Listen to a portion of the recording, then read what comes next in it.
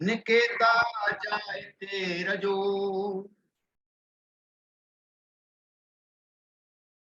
संधवातो भयं जातं निकेता जाए तो रजो। अनिकेतं संधवं एतं वे मुनिदर्शनं। भगवान बुद्ध कहते हैं यहाँ पर संधवातो, मेल जोल को बढ़ाना। मेल जोल को बढ़ाना जो है भय को उत्पन्न करता है। भयंग जातक, भय को पैदा करता है। बहुत ही गहरी बातें हैं बुद्ध। बुद्ध कोई बात ऐसे ही नहीं कह देते, ये वास्तविकता है। अगर हमारे पीछे हमारे प्रियजन ना लगे हो तो हम भी एक तरह से निर्भय हो जाते हैं, कौन है मेरे पीछे देखने वाला। तो मेल जोल बढ़ाना, भगवान बुद्ध कह रहे हैं यहाँ पर मेल जोल बढ़ाने से भय उत्पन्न होता है। और घर गृहस्थी से रज उत्पन्न होता है। रज जिसे राजस कहते हैं। राजस क्या है? भोग विलास, जिसको कहते हैं लोभ द्वेष अज्ञान। वहीं से तो सब पैदा हो रहा है। तो भगवान बुद्ध कह रहे हैं कि घर गृहस्थी से निकेता, घर में रहना, घर गृहस्थी संभालना, जायते रजो, रज उत्पन्न होता है, लोभ द्वेष अज्ञान उत्पन्न होता है। इसलिए मेल जोल नहीं करना चाहिए।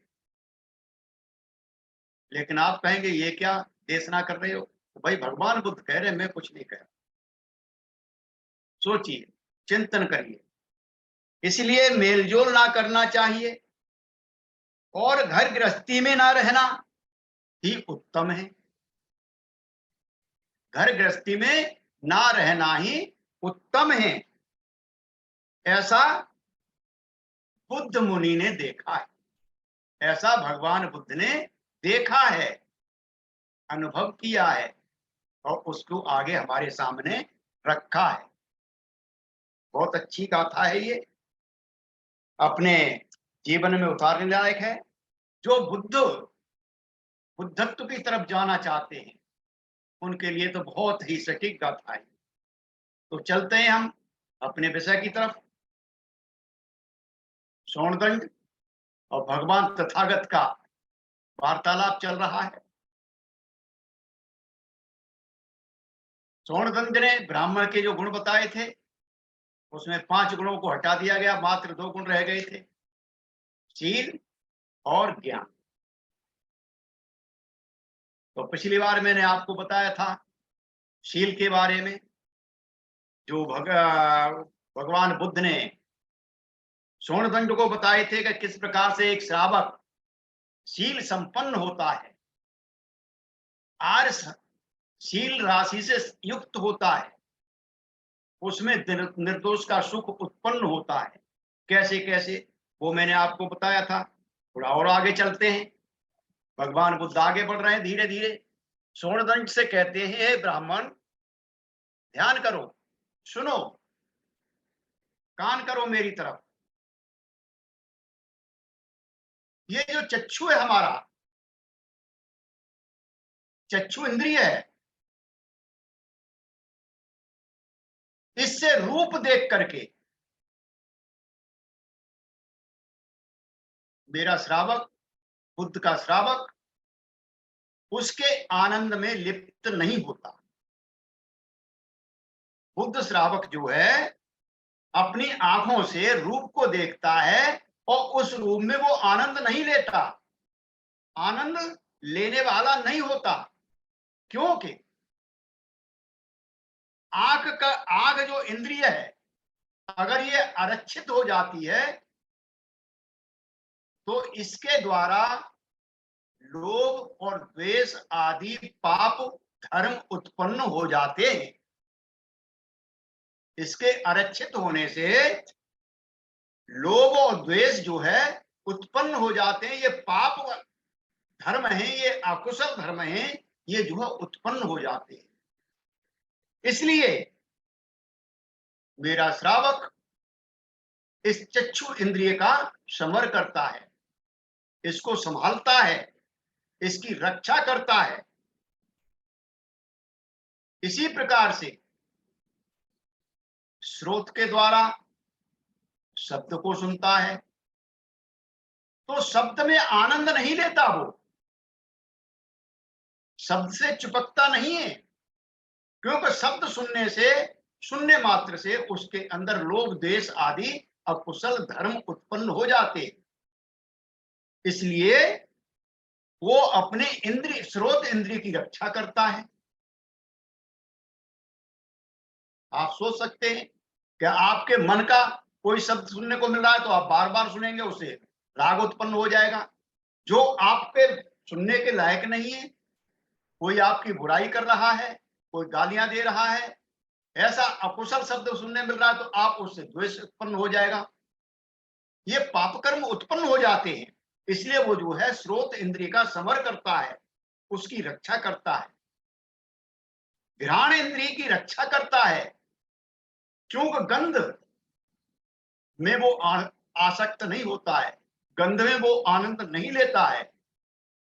अगर गंध में आनंद लेगा तो उसमें भी पाप कर्म जो है, पाप धर्म जो उत्पन्न हो जाएंगे। इसलिए उसकी रक्षा करता है। विभिन्न रसों में आनंद नहीं लेता, वो अपनी जिह्वा इंद्रिय की भी रक्षा करता है। उनमें रस नहीं, रस में लिप्त नहीं होता है।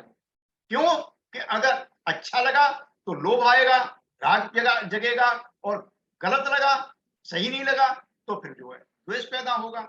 इसलिए अकुशल धर्म जो है उत्पन्न होते हैं, इसलिए उससे उसकी रक्षा करता है, उस इंद्रिय की रक्षा करता है।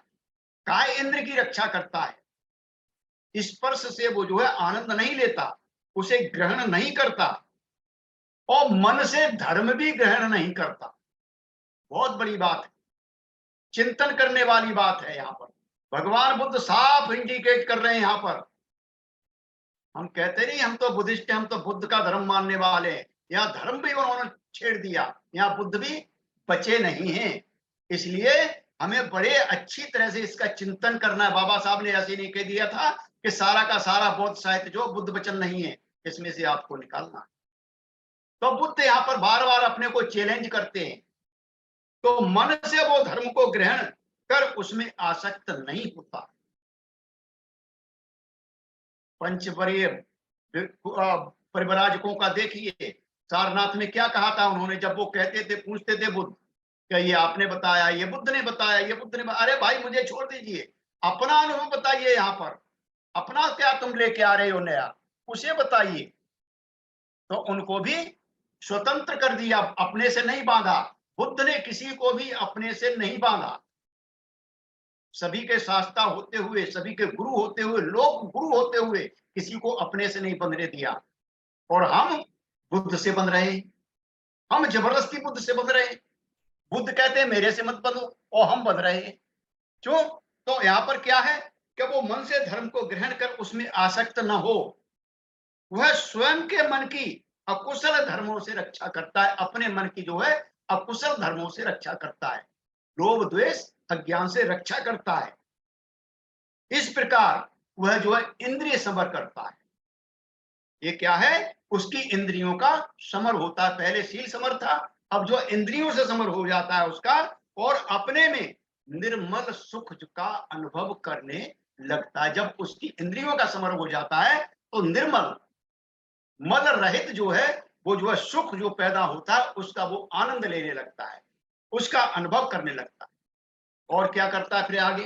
हे ब्राह्मण, यहीं पर नहीं रुकता वो श्रावक, यही नहीं रुकता है। वो आगे क्या कर रहा है? वह आने जाने में जानकर करने वाला होता है। उसका आना जाना जो है जानकर होता है, अजान में नहीं होता, गफलत में नहीं होता है। अगर 4 कदम भी वो जा रहा है तो जान करके जा रहा है, वापस आ रहा है तो जान करके आ रहा है। हर कदम उसका जानकारी में उठता है, जानकारी में रखा जाता है। देखने भालने में सावधानी युक्त रहता है, देखने भालने में सावधानी युक्त रहता है। लेने देने में, आदान प्रदान में सावधान रहता है, उठने बैठने में सावधानी पूर्वक होता है, वो बहुत जबरदस्त सावधानी रखता है, वो संगाटी चीवर धारण में सावधान रहता है। श्रावक कौन है? सुबट्टिपन्नो भगवतो श्रावक संघो। श्रावक कौन है भगवान बुद्ध के?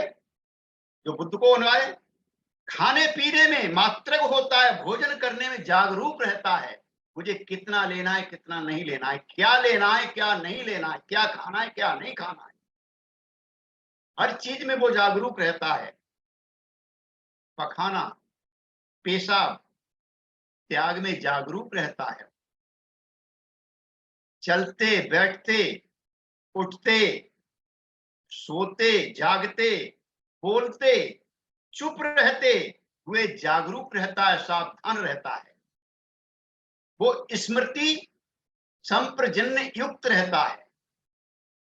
और वह क्या होता है? आर्यशील राशि से युक्त रहता है। आर्यशील उसमें स्थापित हो गया, शीलों पर वो सवार हो गया, शील उसमें प्रतिस्थापित हो गए, अच्छी तरह से पक्के हो गए। उसके बाद उसका इंद्र समर हो गया, आर्य इंद्र समर से युक्त हो गया, उसकी इंद्रियां उसके काबू में आ गई, उसके इशारे पर चलती हैं, अननेसेसरी नहीं काम करती, युक्त होता है। इस आर्य स्मृति संप्रजन्य से युक्त हो, जब वो आर्य स्मृति की सावधानी से युक्त हो जाता है, संप्रजन से युक्त हो जाता है, तब क्या करता है? वो एकांत को ढूंढता है। तब वो जो क्या करता है? एकांत को ढूंढता है। एकांत में, वन में, घर में नहीं, घर में एकांत नहीं ढूंढता। कहां ढूंढता है? वन में, पेड़ के नीचे, पर्वत की कंदरा में, विवर में, या पर्वत गुफा में, या शमशान में, या वन प्रांत में, या पुआल की कुटी बनाकर उसमें वास करता है। गांव में वास नहीं करता। वह भोजन के उपरांत, उसके बाद क्या करता? भोजन के उपरांत आसन मारकर, काया को सीधा रखकर, स्मृति को सम्मुख करके बैठता है। अपनी संपूर्ण स्मृति को सामने रख करके वो बैठता है।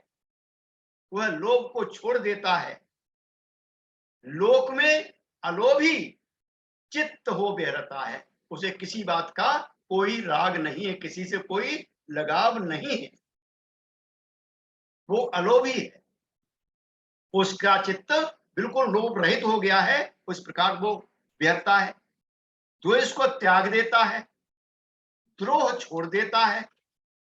उसके बाद व्यापाद रहित होता है। वो व्यापाद रहित चित्त से सभी प्राणियों का हितैषी होकर के वो बिहरता है।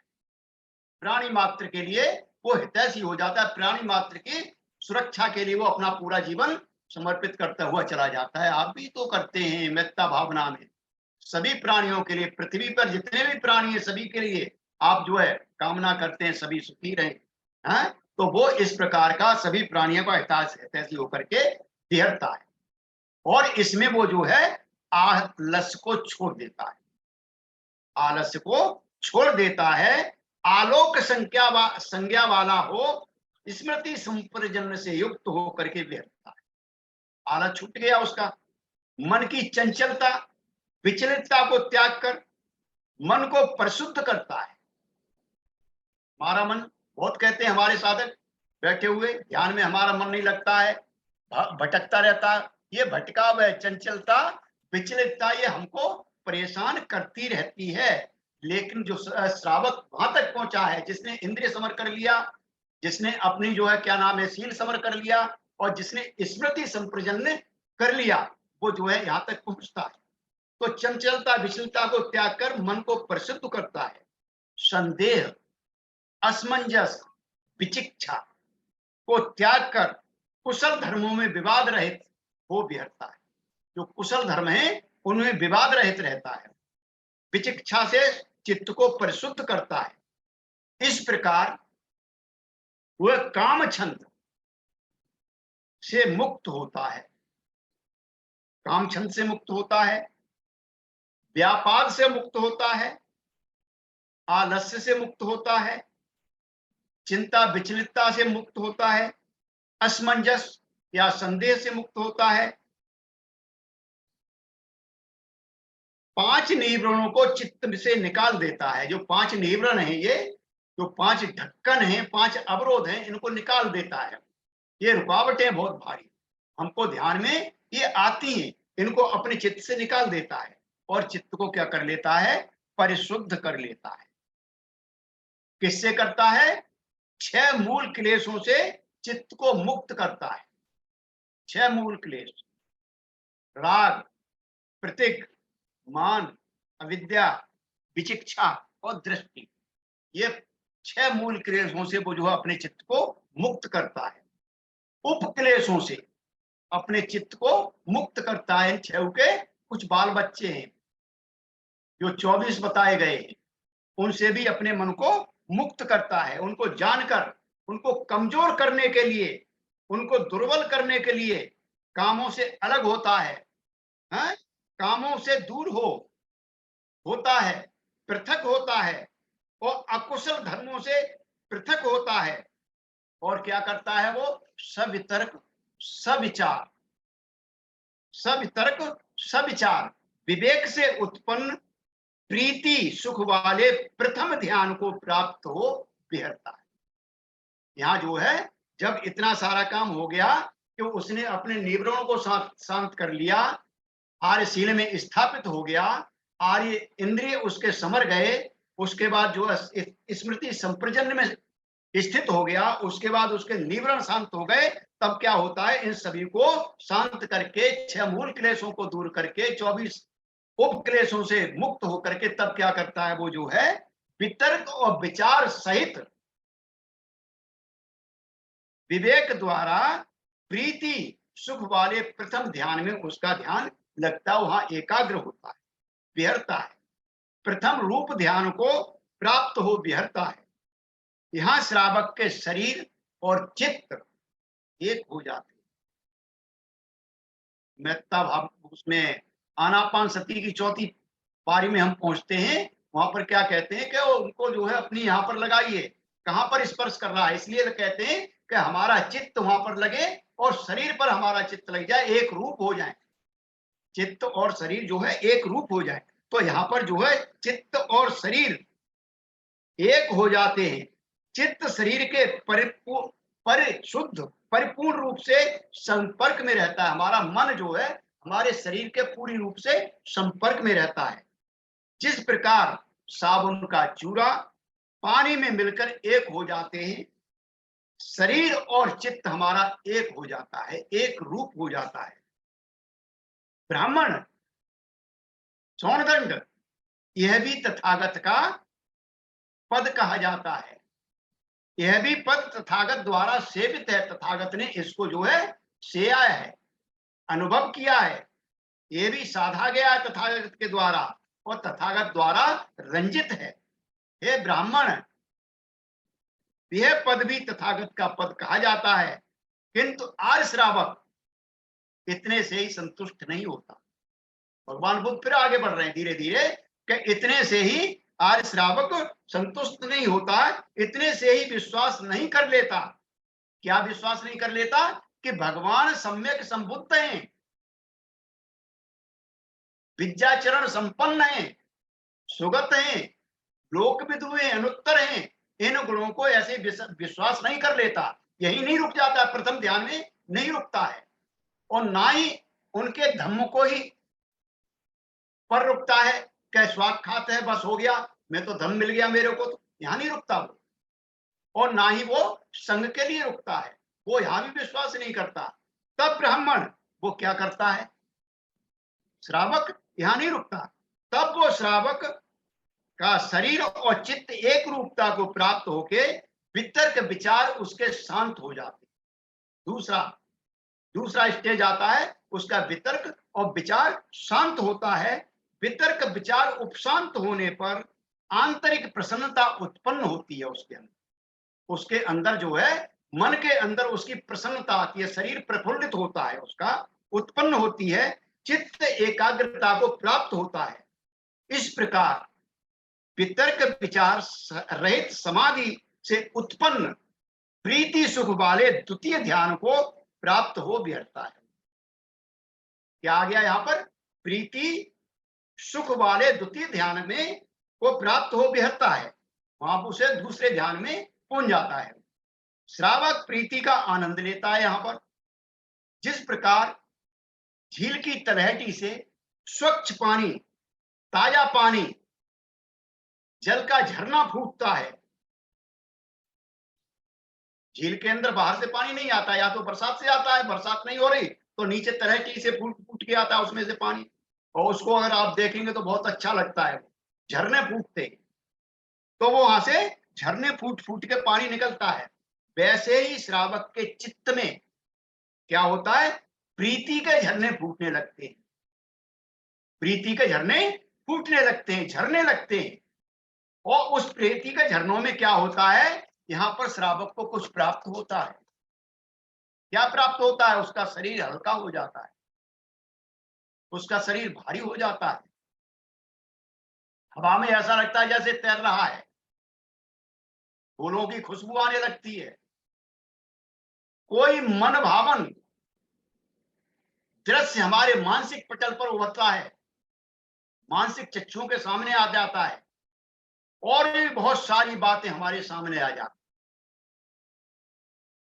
ब्राह्मण, यह पद भी तथागत का पद कहा जाता है।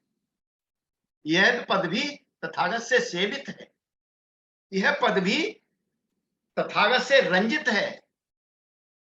किंतु आर्य श्रावक, तथागत का श्रावक इतने से ही विश्वास नहीं करता। यहां भी नहीं रुक रहा, भगवान यहां भी नहीं रुकने दे रहे उसको, भगवान बुद्ध यहां भी नहीं रुकने दे रहे, वो आगे ले जा रहे हैं। क्या करते हैं कि वो इतने से ही विश्वास नहीं कर लेता कि ये भगवान सम्यक संबुद्ध हैं, विद्याचरण संपन्न हैं, उनका धम्म स्वाख्यात है, अच्छा है, अच्छी तरह से कहा गया है, या उनका संग जो है सुपटिपन्न है, सुप्रतिपन्न है, ऐसा विश्वास ऐसे ही नहीं कर लेता। फिर क्या करता है वो? तब हे ब्राह्मण, हे सोनदंड, श्रावक प्रीति को भी हटाता है। प्रीति में आ गया वो, अब प्रीति को भी हटाता है। प्रीति को हटाता है, उससे पार जाता है, उससे उपेक्षक होता है, उपेक्षा संभाव में आता है। वहां से प्रीति से विरागी हो, स्मृति संप्रजन से युक्त हो, काया से सुख का अनुभव करता है। यहां से प्रीति खत्म हो गई, वितर्क विचार पहले खत्म हो गए दूसरे ध्यान के अंदर, और यहां पर क्या होगी? प्रीति भी खत्म हो गई, प्रीति को काट दिया उसने, और प्रीति से काट के आगे बढ़ रहा है। तो क्या कर रहा है वो? अपनी काया से अब सुख को अनुभव कर रहा है। उसका काया जो है पीड़ा रहित हो गई, उसे पता ही नहीं है कहाँ काया है, व्यर्था हुआ, व्यर्था है। इस अवस्था को आर्यजन या उपेक्षक, स्मृतिवान, सुख विहारी कहते हैं। इस अवस्था को सुख विहारी कहते हैं। यहाँ पूरा मन हमारा प्रफुल्लित रहता है, हमारा शरीर सुख में रहता है। यहाँ श्रावक आध्यात्मिक चेतना से श्रावोर रहता है, उसके अंदर आध्यात्मिक चेतना स्थापित हो जाती है, आकर के श्रावोर रहता है। जैसे पानी में खड़ा कमल का फूल, जैसे पानी में खड़ा कमल का फूल, कमल का फूल पानी में खड़ा है, चारों तरफ पानी रहता है उसके, लेकिन उसके ऊपर पानी की एक बूंद भी नहीं टिकती, वो पानी से रहित रहता है, पानी से लिप्त नहीं होता है, वो पानी से अलिप्त रहता है। वैसे ही श्रावक, तथागत का श्रावक सामाजिक बंधनों से अलिप्त रहता है। समाज में रहता तो है, लेकिन सामाजिक बंधनों से अलिप्त रहता है, उस पर कोई असर नहीं पड़ता है। अलिप्त हो, सुख एकाग्रता को प्राप्त हो, तृतीय रूप ध्यान को प्राप्त हो व्यर्थता है। ये तीसरा रूप ध्यान में वो जो है प्रवेश कर जाता है, उसको प्राप्त करके व्यर्थता है।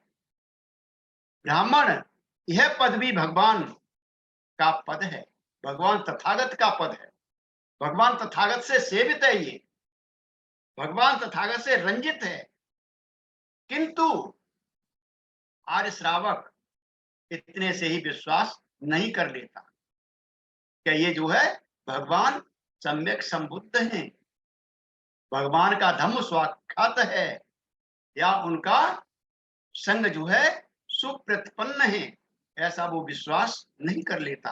हे सोणदंड, फिर आगे तब ब्राह्मण वो जो है आर्य श्रावक सुख और दुख के विनाश से आगे बढ़ता है।